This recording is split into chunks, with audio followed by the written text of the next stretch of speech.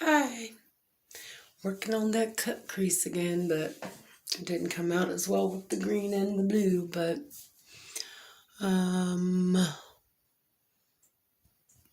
don't know. I don't think it came out too bad. So, um yeah. I am getting ready to step out for the day. It's like 85 degrees, so I should probably do something about that shine there. Look at look at my baby. Look at my baby girl. Look at her. She's like seriously just chilling on my pillow. Hey, mamas. She's the laziest pitty on the planet. She is, and spoiled. So, ugh, that's bad lighting. Let's you gotta know your angles and you gotta know your lighting. That's the secret to looking young on camera. Um, so let's see.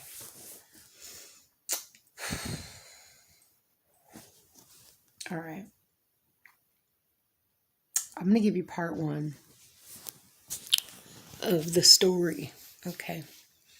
My dad moved out when I was 7 years old. My parents divorced shortly thereafter. We lived in a trailer park. I was dirt road trailer park in rural South Carolina. Let's see. I was an only child. My dad was an active alcoholic. I did not have parenting. I had a grandmother that I would walk to after school. My paternal grandmother, she was amazing. I called her Meme. Um, I have a cousin who was born in 1990, and she used to joke that I was her favorite grandchild until Brandy came along. So, but Brandy is 2 years younger than my first, or 2 years older than my first child, so I helped raise that one too. So I call her my daughter, my kind of heart daughter, because I love my Aunt Marlene. Her mom passed away several years ago now, unfortunately. But anyway, back to my story. When I was 9, my mom sent me to a place called Milton Hershey School.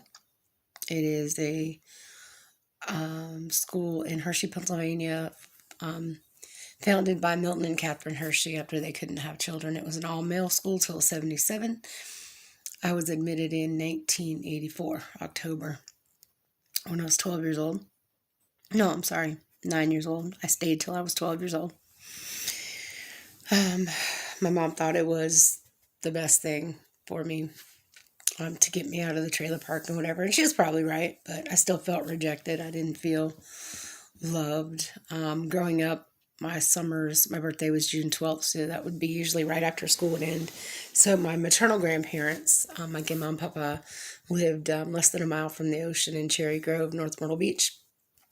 And I would spend a glorious summer there with them up until 9.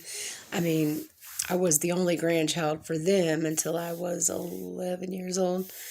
And they doted on me. They loved me so much, and I loved them so much. And I have so many regrets about neglecting to show them appreciation until I was an adult. But I did learn that the grandmother that I told the story about the other day, the butterfly lady, she passed away in 2018, and we had a wonderful, beautiful, loving relationship. My grandfather lived to be 97. He fought at the Battle of the Bulge. And my grandmother was a source of great support when my husband deployed to Iraq 3 times. But anyway, after 3 years in Hershey, I told my mom flat out, I'm not getting on the plane, I'm not going back. And that's when the nightmare really started, because it was just me living in a 2-bedroom apartment with my mom, her best friend's boyfriend, and her best friend's 7 sons. I was the only girl.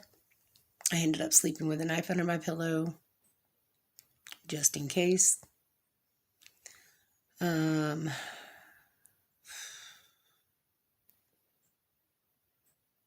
This is the hard part, but I don't want to get anybody into legal trouble. But there was a lot of inappropriate touching going on as the only girl, just starting to hit puberty. I developed breasts pretty early, 11 years old. I moved in with them when I was 12. My mom, when we got our own place in Darlington, she would let these boys come up and party, do whatever they wanted to. They'd access like porn, and she'd buy us alcohol, and I was in love with one of them. He was my first love, and I remember praying to God, just make him love me, while he was sleeping with like every girl on the planet. Hell, he had 2 kids before we ended up together with cousins. The girls were cousins. He married the second one. I never slept with him when he was married, ever. Never, never, never, never. We kissed a couple times, and then once they divorced, we ended up together. His mom used to say, I want him to be with a girl like you.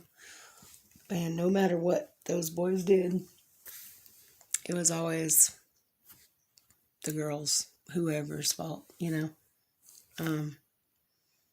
I will never be one of those mothers. If my sons do some fucked up shit, best believe there's going to be consequences. I'm not going to be like, it's all your fault. My son's perfect. No.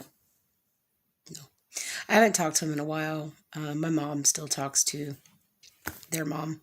I've talked to her on Facebook and stuff. I'm not rude about it. It's the past, but I don't associate with the boys anymore. I mean, you gotta remember, I met them when I was 12 years old, so that's a long time. And the younger 2 sons were never really a problem. It was, in fact, the youngest son and I would used to have conversations together and stuff. I mean, he was a lot younger than me, but he was nice. And the older 2 were kind of too old to really, you know. But the 3 in the middle, yeah.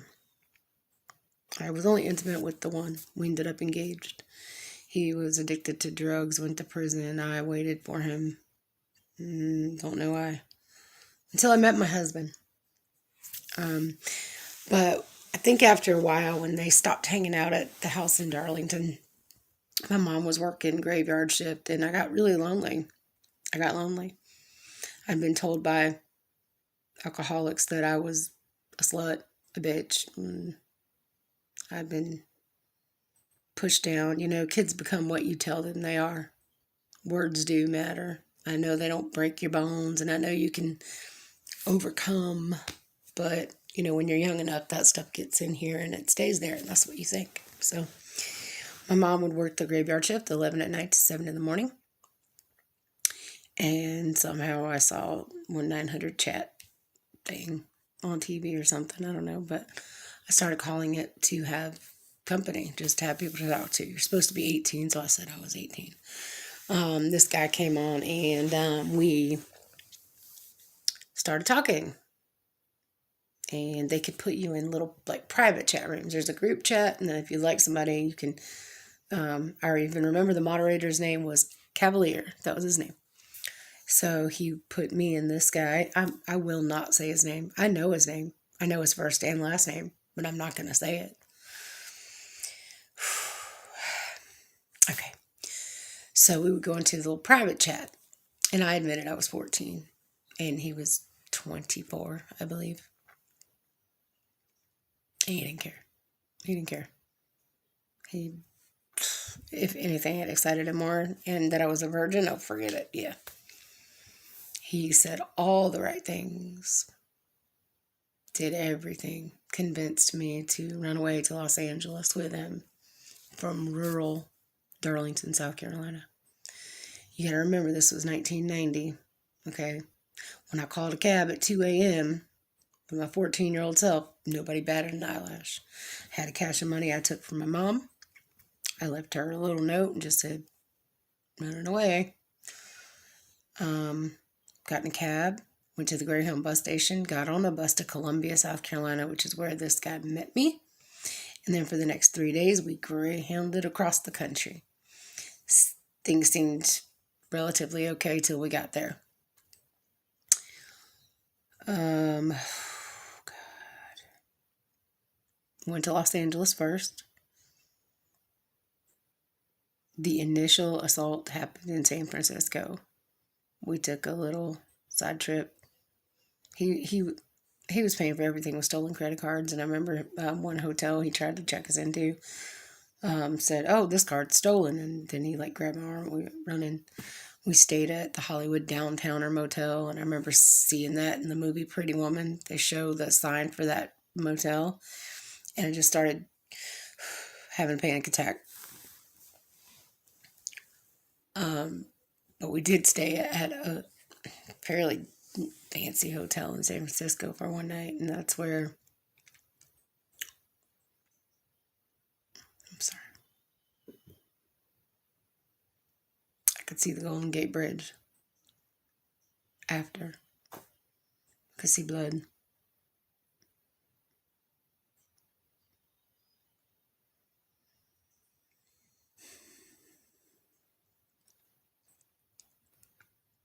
And he had to let nothing happen. And so did I. Because it didn't really hit me right away. Went back down to Los Angeles, and there's a freeway bridge, and like when you go underneath it, there's like these, I guess you call them bunks, like concrete bunks, you know. People would set up mattresses and draw like curtains between them so they'd be like rooms.